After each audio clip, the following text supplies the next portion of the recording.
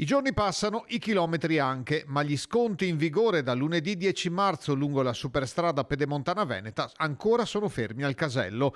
Lo abbiamo denunciato più volte nei giorni scorsi, gli addebiti sono al 100% e lo storno del meno 60% sul pedaggio è stato applicato in casi rari e comunque a giorni di distanza.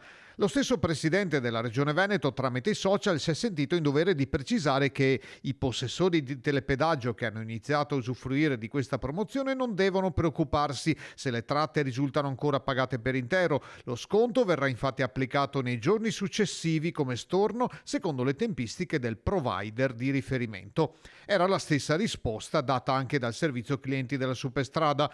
I giorni successivi cominciano però ad essere tanti e si avvicina anche la scadenza di fine mese per la maggior parte dei clienti legata all'addebito effettivo nel proprio conto corrente.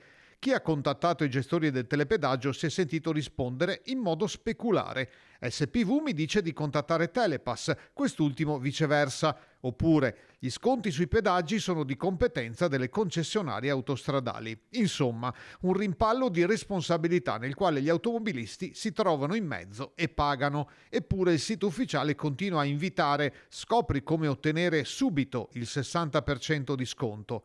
Il subito però non è così immediato, ma lo stesso Zaia il 7 marzo, nel giorno dell'annuncio degli sconti, aveva detto un'altra cosa. Da lunedì 10 siamo operativi, non serve fare nessuna domanda, non serve scrivergli a nessuno, telefonargli a nessuno, basta avere un telepass, un sistema di telepedaggio. Vero, il telepedaggio c'è e la sbarra si alza, ma sarebbe anche ora che i prezzi siano quelli promessi.